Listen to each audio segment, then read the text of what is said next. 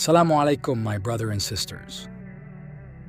The guidance from Allah subhanahu wa ta'ala can reach anyone He desires.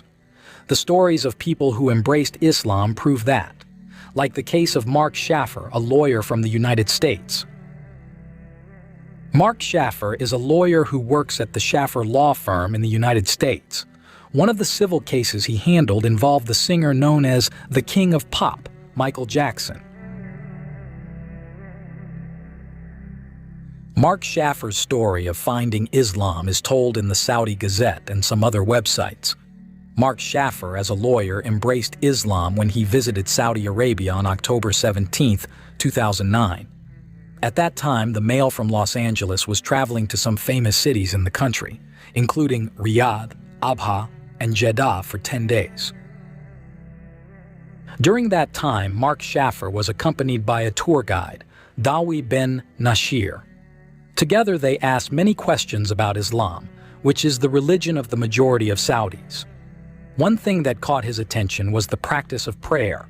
It is done regularly by Muslims, at least 5 times a day. 2 days after arriving in Riyadh, Mark Shaffer was interested in learning about this ritual. Then when Shaffer boarded a vehicle to Najran, Abha to Al-Ula, he continued to chat with Dawi bin Nashir about the prayer practices that Muslims do. Al-Ula is a historical area located in Hijaz, about 380 kilometers from Medina. The site is filled with ancient buildings that are scattered in the middle of the desert. While enjoying the exotic views in Al-Ula, Shaffer was amazed to see some young locals. They spread their prayer mats on the sand and then performed their prayers. American lawyer Mark Shaffer watched them from a distance with awe. How they still remembered God while being in the midst of the desert. After spending 2 days in Al-Ula, Shaffer joined his group to return to Al-Juf. Apparently, the sight of the young locals praying on the sand still lingered in his mind. When he arrived at Al-Juf, he immediately approached Dawi bin Nashir and asked for his help to find books about prayer. Dawi bin Nashir said, "All the books were read by Shaffer.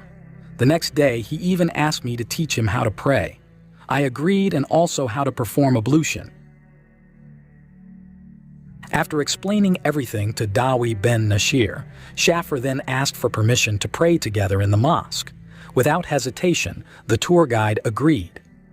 "Of course, pray next to me later," he said. After praying, Shaffer shared, he felt refreshed. He had never experienced such peace before. The experience of praying truly impressed him. The next day, the tourist group started to depart for Jeddah. During the trip, Shaffer was very serious in reading the books about Islam that Dawi bin Nashir gave him. Meanwhile, the people in his group were more busy with taking photos or chatting with each other. The next morning, coinciding with Friday, the group visited the old city of Jeddah. Before the time of Zuhr, they returned to the hotel to rest. Unexpectedly, Shaffer did not want to go to his room. Knowing that this was Friday, the tourist from the United States wanted to join the Friday prayer at the mosque. He approached Dawi bin Nashir to go to the mosque together. Shaffer said that he wanted to join the Friday prayer so he could see for himself what the mass prayer was like, Dawi bin Nashir said. Then they arrived at the mosque that was not far from the hotel. Because they were a bit late, Shaffer and Dawi bin Nashir had to sit in the back row, which was outside the main building of the mosque. However, this American tourist was not disappointed at all. During the prayer, Shaffer watched every attendee with awe. Especially after the Friday prayer, Muslims greeted each other with bright and joyful faces. The sight of this impressed him greatly. After returning to the hotel, Shaffer suddenly expressed an unexpected desire to his tour guide. "I want to become a Muslim," Shaffer said. Dawi bin Nashir was overjoyed to hear that. He then invited the tourist to perform ablution, as shown in the book of prayer procedures that he lent him earlier. After that, Dawi ben Nashir guided Shaffer to recite the two testimonies of faith, first in Arabic, then in English translation. The lawyer then performed 2 units of voluntary prayer. The next day, Shaffer expressed his desire to visit the Grand Mosque in Mecca. Before leaving Saudi Arabia, he really wanted to see the Kaaba, the direction that all Muslims face when they pray. In fact, Shaffer had already become a Muslim.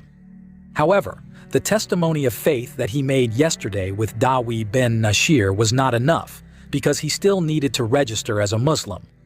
After the registration was completed, Shaffer was allowed to enter the Holy Land. Dawi ben Nashir then accompanied him to the Dawah and Guidance Office in the Al-Hamro area of Jeddah to take care of his formal proof of Islam.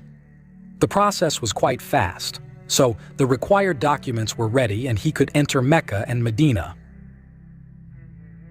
Shaffer was taken to the holy city by a sheikh whom he had just met in Jeddah, Muhammad Turkestani. Because his group had to return to America in the afternoon, the lawyer took the time to see the Kaaba and pray at the Grand Mosque in the morning. Upon arriving in Mecca, Shaffer went straight to the Grand Mosque. There he took the opportunity to perform the prayer, an experience that he will never forget in his life. Sheikh Muhammad Turkestani said, "Shaffer looked so happy at the Grand Mosque. He was even very reluctant to leave the Holy Land. He told me he hoped to return to pray at the Grand Mosque as soon as he returned to his country," Sheikh Muhammad Turkestani said. This is the story of Mark Shaffer, an American lawyer and millionaire who found guidance in Islam in the Holy Land. This story inspires us that Allah subhanahu wa ta'ala is the best of guides, and that Islam is a universal religion and a mercy for all creation. May we all be among those who receive His guidance and